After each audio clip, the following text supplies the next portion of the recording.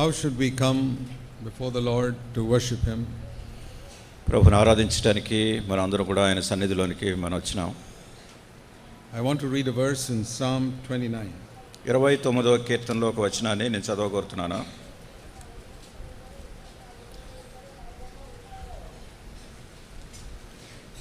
In the New Testament, the standard of worship has gone much higher than Old Testament. పాత నిబంధనలో కంటే నూతన నిబంధనలో ప్రభును ఆరాధించేటటువంటి విషయాన్ని గురించినటువంటి సంగతి చాలా ఉన్నతంగా అధికంగా చెప్పబడింది. It's very important to understand that. దాన్ని గ్రహించడం చాలా ప్రాముఖ్యమైన సంగతి. Moses brought the old covenant. మోషే పాత నిబంధన తీసుకుని వచ్చాడు. And Jesus is the mediator of the new covenant. యేసుక్రీస్తు ప్రభువారు ఈ నూతన నిబంధనకు మధ్యవర్తిగా ఉన్నారు. So the new covenant is as much higher than old covenant as Jesus is higher than Moses. మోషే కంటే యేసుక్రీస్తు ప్రభువారు ఎంత ఉన్నతంగా హెచ్చింపులో ఉన్నారో అట్లానే పాత నిబంధన కంటే నూతన నిబంధన చాలా అధికమైనటువంటి స్థాయిలో ఉంది. So if the Old Testament worship was at a certain level, New Covenant worship must be much higher. పాత నిబంధనలో ఉన్నటువంటి ఆరాధన విధానము ఒక ప్రత్యేకమైనటువంటి స్థాయి వరకు ఉంది. నూతన నిబంధనలో ఉన్నటువంటి ఆరాధన విధానం చాలా ఉన్నత స్థానంలో ఉంది. So here in Psalm 29, 29వ కీర్తనలో మనం చూస్తాం. we read in verse 2, 2వ వచనంలో, ascribe to the Lord the glory due to His name, and worship the Lord in a holy dress. యెహోవా నామమునకు చెందవలసిన ప్రభావమును ఆయనకు ఆరోపించుడి, ప్రతిష్ఠితములకు ఆభరణములను ధరించుకుని ఆయన ఎదుట సాగిలపడుడి. There is a particular dress we must wear in our hearts when we come to worship God. మన ప్రభువును ఆరాధించడానికి వచ్చినప్పుడు ఈ ప్రత్యేకమైనటువంటి దుస్తులు మన హృదయంలో ధరించుకోవాలి.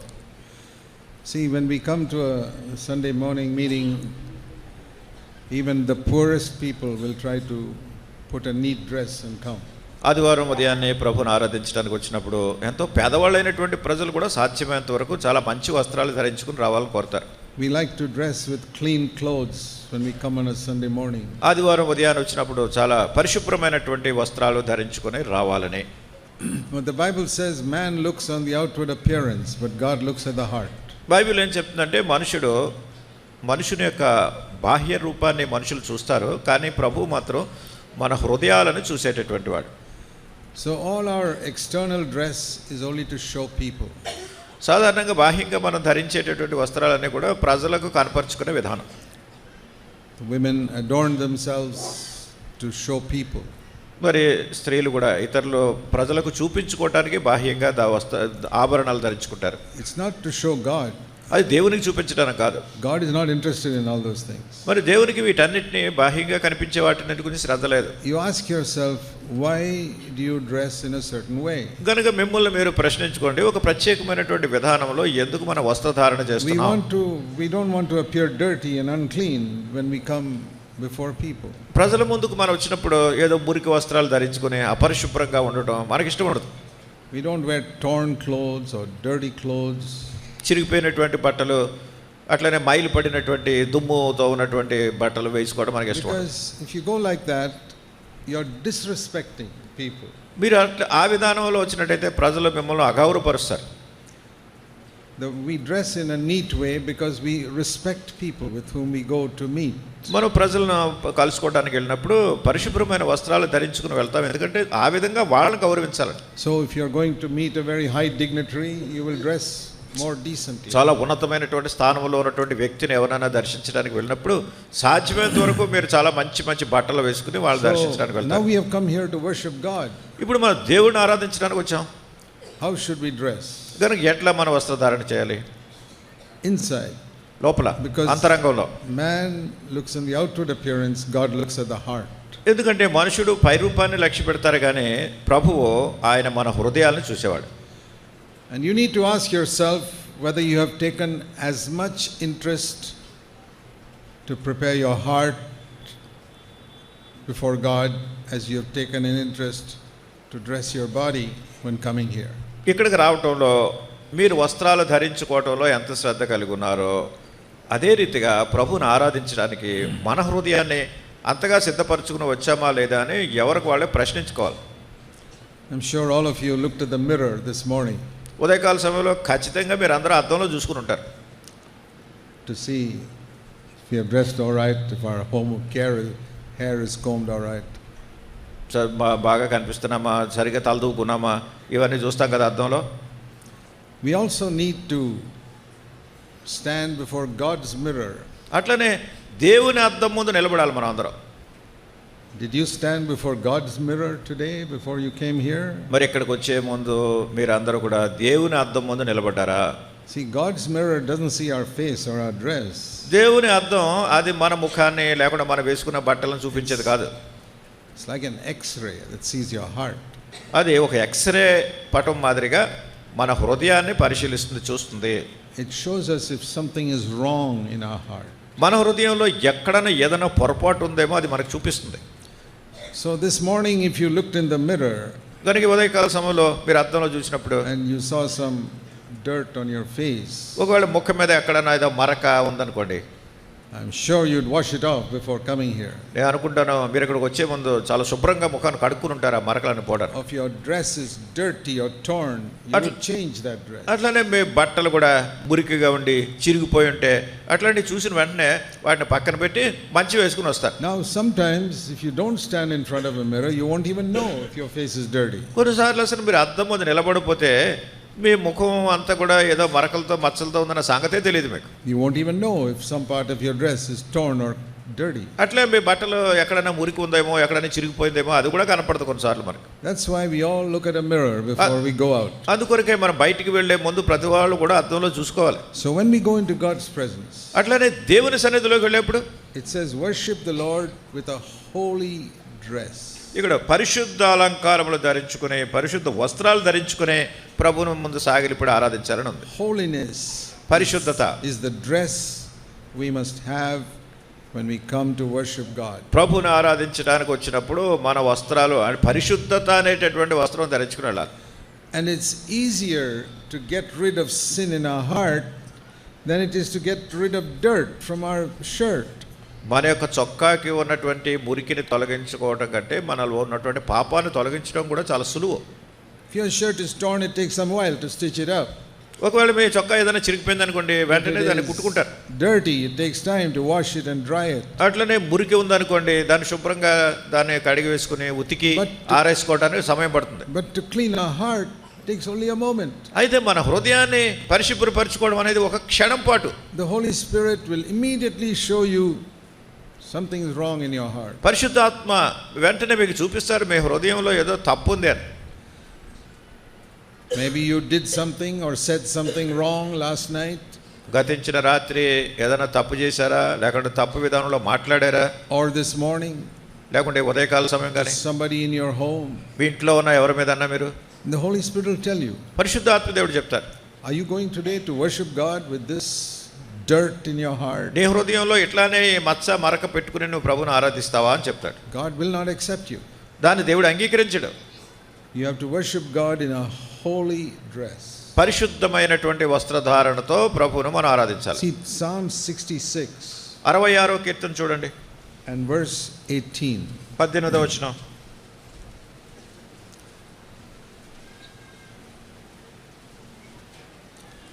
If you are a poor person and you've only got some torn dirty clothes, you can come like that to the Sunday morning, God will accept you. ఒకవేళ మీరు పేదవాళ్ళు అనుకోండి, పేదవాళ్ళు మీకు చిరిగిపోయిన బట్టలే ఉన్నాయనుకోండి, లేకుంటే మురికితో ఉన్న బట్టలే ఉన్నాయనుకోండి, అవి వేసుకుని వచ్చినా కానీ ప్రభు మిమ్మల్ని అంగీకరిస్తారు. If there is a beggar here who accepted Christ, ఒకవేళ ఇక్కడ ఎవరైనా భిక్షగాడు ఉండి ప్రభువుని అంగీకరించారు, and he has no other clothes except what he's wearing, ఆయనకి వేసుకోవడానికి మంచి బట్టలు ఏమీ లేవు, ఆ చిరిగిపోయిన బట్టలే ఉన్నాయి, dirty, torn, చాలా మురికిగా చిరిగిపోయిన వస్త్రాలు, he can come like that. అట్లా రావచ్చు ఆయన. He's welcome. ఆహ్వానింపబడుతున్నాడు. God will receive him. దేవుడు ఆయన అంగీకరిస్తాడు. But the heart must be clean. అయితే హృదయం మాత్రం పరిశుభ్రంగా ఉండాలి. And that is the same for everybody, poor or rich. మీ పేదవాళ్ళైనా ధనికులైనా అందరికీ ఇదే నియమం. And it says here, if I've got any sin in my heart, the Lord will not hear me. ఇక్కడ ఈ వాక్యంలో చెప్పబడుతుంది, నా హృదయంలో ఏదైనా పాపం ఉంటే ప్రభు నా మనవి వినకపోవును. You can pray loud and you can pray long. It's a waste of time. మీరు గట్టిగా అంటే బిగ్గరగా ప్రార్థన చేయొచ్చు, దీర్ఘంగా ప్రార్థన చేయొచ్చు, ఇవన్నీ చేసి సమయాన్ని వృధా చేసుకోవడమే. Your prayer will be like throwing a ball to this roof. It will come down. ఈ మీ ప్రార్థన ఎలా ఉంటుందంటే ఒక బంతిని ఈ పైన ఉన్నటువంటి పైకప్పు వేసి కొడితే మళ్ళీ అది కింద ఎలా పడుతుందో అలాగే పడిపోతుంది. A lot of prayers are like that. అనేక మంది ప్రార్థనలు అలాగే ఉంటాయి. Loud prayers and long prayers. గట్టిగా బిగ్గరగా ప్రార్థన చేస్తారు, దీర్ఘంగా ప్రార్థన చేస్తారు. Whether you throw a small ball or a football, comes down when it hits the roof. ఒక చిన్న బంతిని కానీ లేకుంటే పెద్ద ఫుట్బాల్ని కానీ ఎంత గట్టిగా తనినా పైనుంచి మళ్ళీ అది కింద పడుతుంది. Long prayer or small prayer. అది పొడిగైన ప్రార్థన అని చిన్న ప్రార్థన. If there is sin in your heart that is not being repented and forgiven, మన హృదయంలో ఏదైనా పాపం ఉండి దాని గురించి మనం పశ్చాత్తాపడకుండా క్షమాపణ పొందకుండా ఉంటే the Lord will not hear you. ప్రభు మీరు చెప్పేదాన్ని వినరు. Only the people here will hear you. ఇక్కడున్న వాళ్ళే వింటారు అంతే. And the people here will say, oh, what a wonderful prayer that sister prayed. ఇక్కడ ఉన్నవాళ్ళు అనుకుంటారు, అబ్బా ఎంత గొప్ప ప్రార్థన ఆ సహోదరి చేస్తున్న ప్రార్థన అనుకుంటారు అందరూ. But God says there was sin in that person's heart, I don't even listen to it. అయితే ప్రభు అంటాడు, ఆ వ్యక్తి హృదయంలో పాపం ఉంది, నేను ఆ ప్రార్థన వినను అంటారు. It's a waste of time. సమయాన్ని వృధా చేయటం. You know, like children pick up a phone. So కొన్నిసార్లు పిల్లలు ఫోన్ పట్టుకుంటారు. 3-year-old child. 3 సంవత్సరాల బిడ్డ. And they dial something, they don't know what they are dialing. ఆ ఫోన్ ఇలా నొక్కుతూ ఉంటారు, ఎందుకు నొక్కుతున్నారో ఏమి నొక్కుతున్నారో వాళ్ళకి తెలియదు. Nothing is there. They say hello hello and they start talking. ఏమీ లేదు, అక్కడ ఏం వినపడబోతున్నా కానీ హలో హలో అంటూ ఉంటారు పిల్లలు. Because they have seen their father and mother talking on the phone. ఎందుకంటే వాళ్ళ అమ్మ నాన్న ఫోన్లు చేసినప్పుడు అలా మాట్లాడతారు. They keep on speaking so many things. అలాగే వీళ్ళ పిల్లలు ఏదో మాట్లాడుతూ ఉంటారు ఆ ఫోన్లో. There's nobody at the other end. అవతల ఎక్కడికి వెళ్ళడం లేదు, అది nobody is listening. ఎవరు వినడం లేదు. That is exactly how many people's prayers are. అనేక మంది ప్రార్థనలు ఇలాగే ఉంటాయి. Prayer is like a phone conversation with an invisible God. ప్రార్థన అదృశ్యుడైనటువంటి దేవునితో ఫోన్లో మాట్లాడుతున్నట్టుగా ఉంటుంది. When you phone somebody, you can't see that person. మీరు ఎవరైనా ఒక వ్యక్తికి ఫోన్ చేసినప్పుడు ఆ వ్యక్తిని మీరు చూడలేరు. You know that person is at the other end listening. కానీ ఆ వ్యక్తి అవతల వ్యక్తి ఎవరో, మిమ్మల్ని వింటున్నది ఎవరో మీరు ఎరుగుతారు, తెలుసుకుంటారు. When you say hello, that person says hello. మీరు హలో అన్నప్పుడు అవతల వ్యక్తి కూడా హలో అంటారు. Then only you talk. అప్పుడే మీరు మాట్లాడతారు. You never talk before the other person responds. You don't even know whether he's there. మీరు పలికేదానికి అవతల వ్యక్తి బదులు పలకందే మీరు ఏం మాట్లాడరు. What if the phone line is not connected? ఆ ఫోన్ లైన్ కనెక్షన్ లేదనుకోండి. What if he has not picked up the phone? ఒకవేళ ఫోనే ఆయన తీసుకోలేదనుకోండి. You don't just dial and start talking. మీరు ఏదో డయల్ చేసేసి నొక్కేసి మాట్లాడేస్తారా? You wait until he responds. అవతల వ్యక్తి మీరు ఫోన్ చేస్తున్న దానికి బదులు పలికే వరకు చూస్తారు. You must see the same thing when you pray or worship. అట్లానే మీరు ప్రార్థన చేసినప్పుడు కానీ ఆరాధన చేసినప్పుడు కానీ అదే నియమం. Don't be like little children, just start talking before finding out whether somebody is at the other end. చిన్న పిల్లల మాదిరిగా అవతల వ్యక్తి వింటున్నారో లేదో కనుక్కోకుండా తెలుసుకోకుండా ఊరికే మాట్లాడుతూ సమయాన్ని వృధా చేయకూడదు. A lot of prayers are a waste of time. అనేక మంది ప్రార్థనలు సమయాన్ని వృధా చేసుకునేవిగా ఉంటాయి. It's like speaking into a telephone and nobody is at the other end. అది ఎట్లా ఉంటుందంటే అవతల వ్యక్తికి వినకుండా ఫోన్లో ఊరికే అలా మాట్లాడుతున్నట్టు ఉంటుంది. You can speak for half an hour. మీరు అరగంట మాట్లాడొచ్చు, Nobody has heard it. ఎవరో వినలేదు.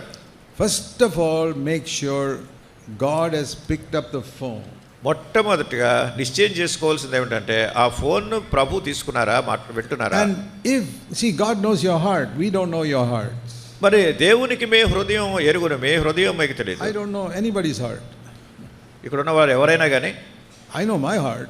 నా హృదయం నాకు తెలుసు, but I don't know anybody else's. మీ ఎవరి హృదయం నాకు తెలియదు. But you know your heart. మీ హృదయం మీకే తెలుసు. And I know whether there's some sin in my heart which will prevent God from listening to me today. ఈ దినాన్ని ప్రభు వినడానికి నాకు అభ్యంతరం కలిగించే పాపం ఏదైనా నాలో ఉందేమో నాకే తెలుసు. So if there is, then I will not pray because there's no use praying. ఒకవేళ అట్లా ఏదైనా పాపం ఉంటే నేను ప్రార్థన చేసినా ఉపయోగం లేదు కనుక ప్రార్థన చేయను. Phone connection is not there, it's broken. ఎందుకంటే ఈ ఫోన్ కనెక్షన్ లేదు, తెగిపోయింది అది. That connection must be restored. కనుక మొదట ఏం చేయాలి, ఆ కనెక్షన్ సరి చేసుకోవాలి. And how do we restore it? ఎట్లా దాన్ని మళ్ళీ సరి చేసుకుంటాం? We have to confess our sin. మన పాపాన్ని మనం ఒప్పుకోవాలి దగ్గర. Then the blood of Jesus cleanses us. అప్పుడు క్రీస్తు ప్రభువారి రక్తము మనల్ని శుద్ధీకరిస్తుంది. We have to not only confess our sin to God, మన యొక్క పాపములు దేవునితో ఒప్పుకోవడం మాత్రమే కాదు. In Matthew chapter 5, మత్తయి సువార్త 5వ అధ్యాయంలో Jesus said, యేసుక్రీస్తు ప్రభువారు చెప్పారు. sorry, Matthew 5 మత్తయి సువార్త 5వ అధ్యాయం and verse 23. 23వ వచనం. You're coming presenting your offering before the altar. మీరు బలిపీఠం దగ్గర మీ అర్పణ అర్పించడానికి వస్తున్నారు. Or today we can say you're coming offering your worship to God in the meeting. లేనట్టయితే ఇంకొక రకంగా చెప్పాలంటే ఈ మీటింగ్ లో ప్రభువునకు మీ ఆరాధన తీసుకుని రావాలని And వస్తున్నారు. while you're about to pray, మీరు ప్రార్థన చేసే ముందు, you're just going to start to pray, మీరు ప్రార్థన చేయడానికి ఇంకా మొదలు ప్రారంభిస్తబోతున్నారు. suddenly you remember అకస్మాత్తుగా మీ జ్ఞాపకం వస్తుంది, that you hurt somebody. మీరు ఎవరినో గాయపరిచారు, అభ్యంతరపరిచారు. Maybe you hurt your husband or your wife. నీ భర్తను నువ్వు గాయపరిచావో, భార్యను గాయపరిచావో, or somebody else. లేకుంటే ఇతరులైన ఎవరినైనా. And you may have confessed it to God. Oh, I'm sorry, Lord, that I hurt that person. మీరు ప్రభుతో చెప్పొచ్చు, ప్రభు నేను ఆ వ్యక్తిని నేను కొంచెం గాయపడేటట్టు చేశానని But చెప్పొచ్చు. here the Lord says that is not enough. అయితే ప్రభు అంటారు ఇది సరిపోదు. You must not worship today. ఏమైనా కానీ నువ్వు ఈ రోజు ఆరాధన చేయకూడదు.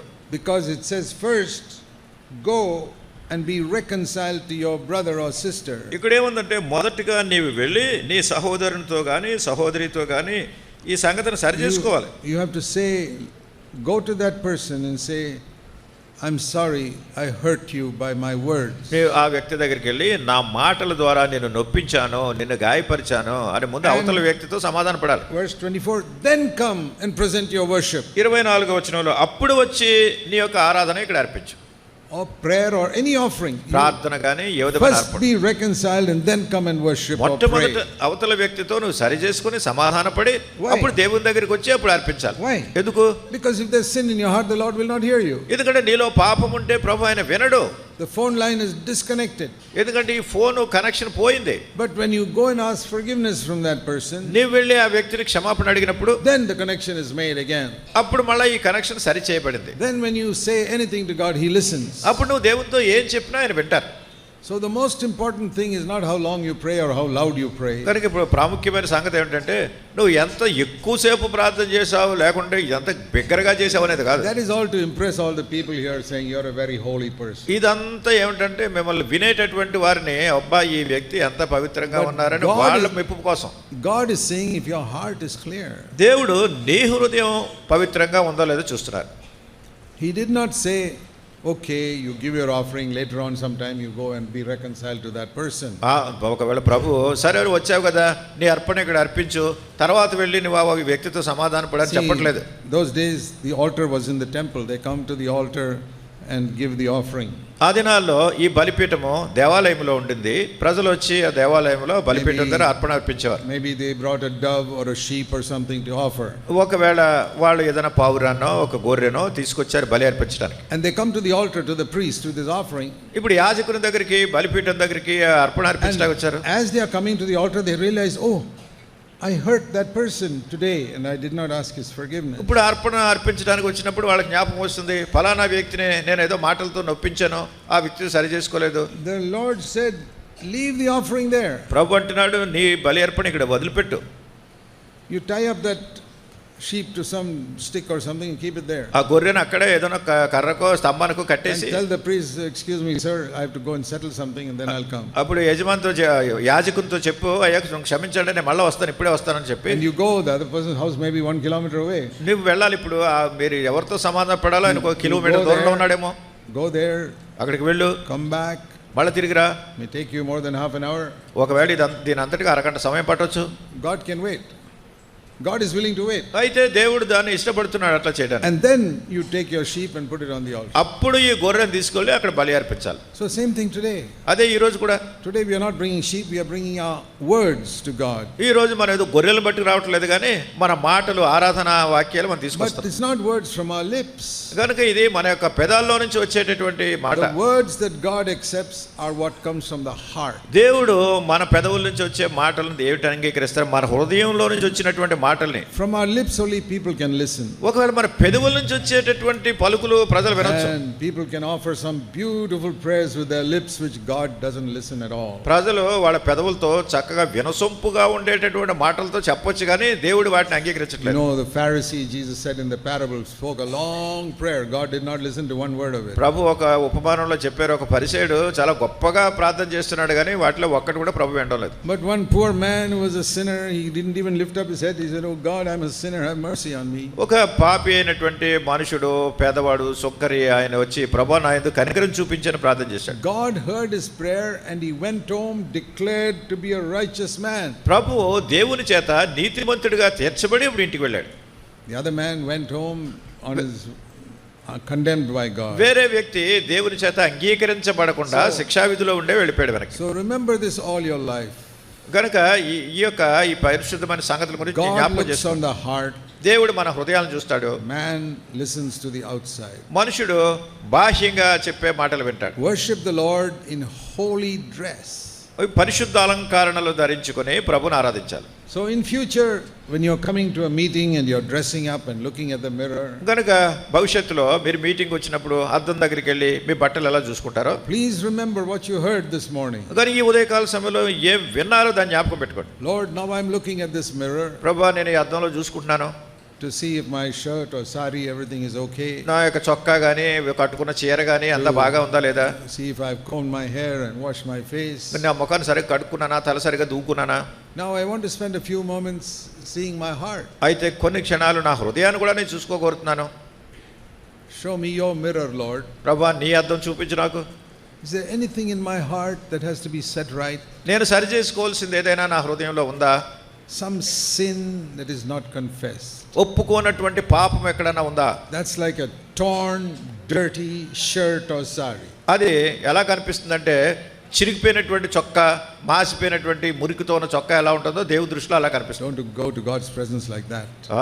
దేవుని సన్నిధిలోకి అట్లా వెళ్ళదు. Lord, I'm sorry for what I did. ఓ ప్రభా నేను ఈ కలిగి ఉన్న దాన్ని బట్టి Forgive me. చింతిస్తున్నాను.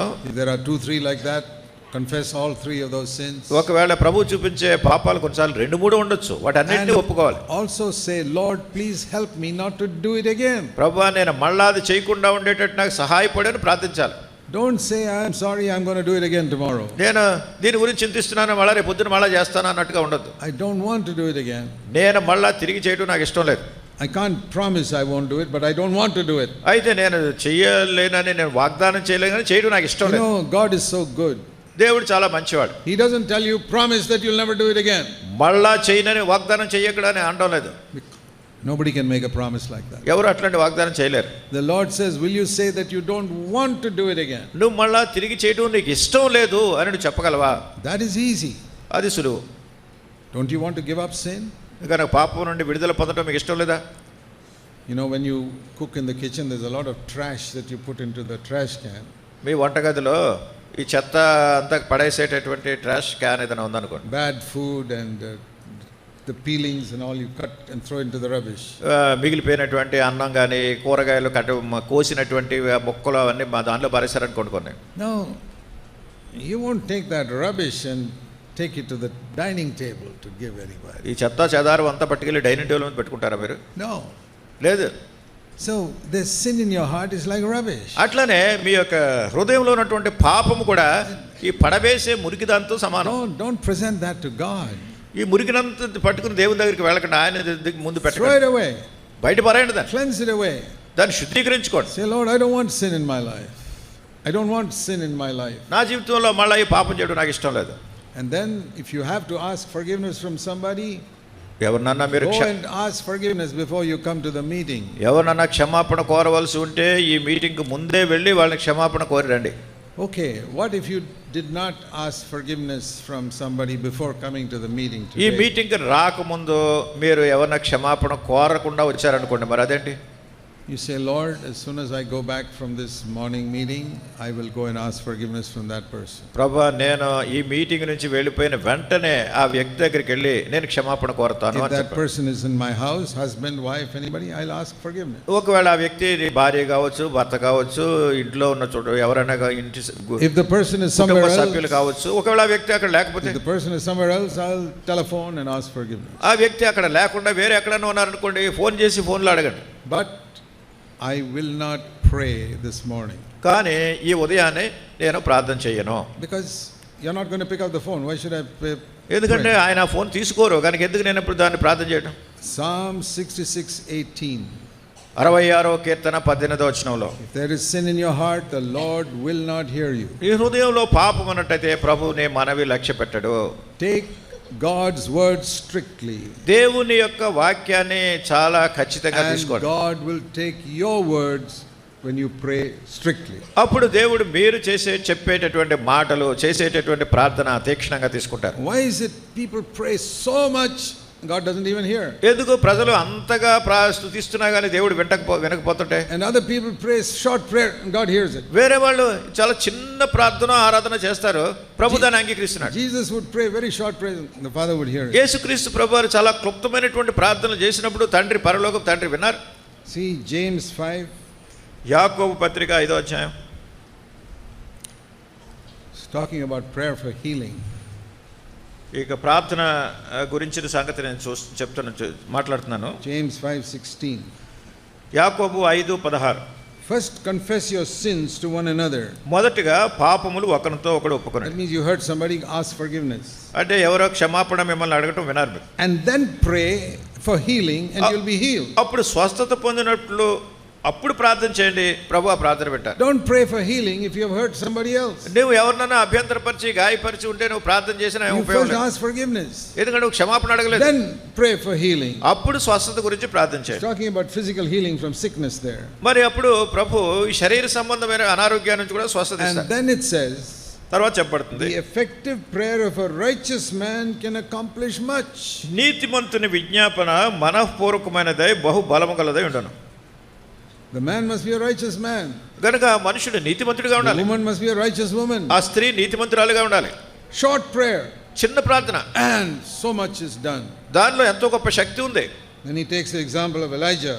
ఏలియా గురించి ఇక్కడ ఉదాహరణ చెప్తున్నారు. Elijah was a man just like us. ఏలియా మన వంటి స్వభావం గల మనుషుడే. And he prayed for rain, rain came, and he prayed for fire, fire came. ఆయన వర్షం గురించి ప్రార్థన చేసినప్పుడు వర్షం వచ్చింది, ఆకాశం నుండి అగ్ని కావాలని ప్రార్థన చేసినప్పుడు అగ్ని వచ్చింది. But on the other side, 850 prophets of Baal prayed for 10 hours. అయితే వేరే పక్షానే 850 మంది బయలు ప్రవక్తలు వాళ్ళు గంటల కొలది ప్రార్థన చేస్తున్నారు. They shouted and yelled and jumped and waved and everything else. కేకలేస్తున్నారు, అరుస్తున్నారు, గంతులు వేస్తున్నారు, పైకి ఎగురుతున్నారు, కిందకు దూకుతున్నారు, ఎన్ని చేస్తున్నారు వాళ్ళు. Don't be impressed by people who shout and wave their hands కనుక and shake their bodies when they ప్రజల pray. మెప్పు మన్నన పొందడానికి మీరు ఏదో కేకలేసి అరిసి గంతులేసి ఇట్లాంటివి It చేయకండి. is all to impress people. The prophets of Baal were like that. మరి ఇదంతా కూడా ఇతర ప్రజల యొక్క మెప్పు మన్నన కోసం బయలు ప్రవక్తలు కూడా అట్లాగే చేశారు. Elijah made fun of them. ఏలియా వాళ్ళని ఎగతాళి చేశాడు. Your God must be asleep. Don't waste time. మీ దేవుడు నిద్రపోతున్నాడేమో కనుక ఆ సమయాన్ని వ్యర్థం చేయకండి He మీరు said, అన్నాడు. now I will pray. నేను ప్రార్థన చేస్తాను ఇప్పుడు. You read his prayer in 1 Kings chapter 18. మొదటి రాజుల గ్రంథం 18వ అధ్యాయంలో ఉంది. ఆయన ప్రార్థన చూస్తారు మీరు. Half a minute. ఒక అర నిమిషం. Will you be impressed if a person prays for half a minute? అర నిమిషం ప్రార్థన చేసే వ్యక్తిని మీరు ఎక్కడైనా చూసారా? Or are you impressed when people pray a long prayer? కనుక ప్రార్థనలు చాలా దీర్ఘ ప్రార్థన చేసేవాళ్ళు ఉంటారు. Elijah prayed half a minute. ఏలియా అర నిమిషం ప్రార్థన చేశాడు. And the fire came. పైనుంచి అగ్ని వచ్చింది. God heard. దేవుడు ఆ ప్రార్థన విన్నాడు. The prayer of a righteous man accomplishes much. నీతిమంతుని ప్రార్థన మనఃపూర్వకమైనదై బహు బలము గలదై ఉండును. Dear brothers and sisters, ప్రియ సహోదరులారా సహోదరులారా, don't try to pray long prayers. కనుక దీర్ఘ ప్రార్థన చేయడానికి ప్రయత్నం చేయకండి. Pray holy prayers పరిశుద్ధమైన ప్రార్థన చేయడానికి ప్రయత్నం that చేయండి. comes from a clean heart. అది పవిత్రమైన హృదయంలోంచి వస్తుంది. And give God thanks for what he has done. దేవుడు ఏమైతే చేస్తున్నాడో దానికి ఆయనకు వందనాలు చెల్లించండి. See, we pray and ask God for this, give me this, give me that, give me the other thing. Whole week we do that. సాధారణంగా ఈ వారం అంతా కూడా ప్రార్థనలో దేవుడా నాకు అది కావాలి ఇది కావాలి ఏదో కావాలని అడుగుతూనే ఉంటాం. Can you decide this morning, I'm going to ask for nothing? ఈ ఉదయకాల సమయంలో తీర్మానం చేసుకోండి, దేనిని నేను అడగను ఇప్పుడు. No prayer, ప్రార్థన లేదు, only thanksgiving. దేవునికి కృతజ్ఞతలు చెల్లించు. Today I'm not going to pray asking for anything. మరి ఈ ప్రభువుని ఏదైనా ప్రార్థన చేయమని మిమ్మల్ని ఏమీ అడగట్లేదు. I've done the whole week. ఇది వారం అంతా చేశాము. Now I'm going to thank him ఇప్పుడు నా ప్రభువుకి నేను for వందనాలు what చెల్లిస్తాను. he has done. ఇంతగా జరిగింది, ఇంతగా And చేశాడు. I'm going to praise him for who he is. ఆయన ఏమై ఉన్నాడో ఆయన స్తుతిస్తాను.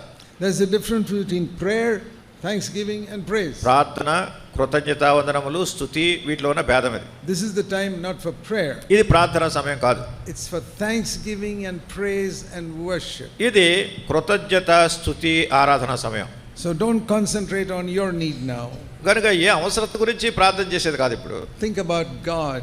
దేవుని గురించి తలంచండి. Think about what he's done for you. ఆయన నీకు ఏమైతే చేశాడో, Think about who he is. ఆయన ఏమై ఉన్నాడో, How good he has been to you. ఆయన ఎంత మంచివాడుగా ఉన్నాడో మీ విషయంలో. Let's praise him కనుక ప్రభువుని స్తుతించుదాం, and thank him. ఆయనకు వందనాలు చెల్లించుదాం. Amen. ఆమేన్.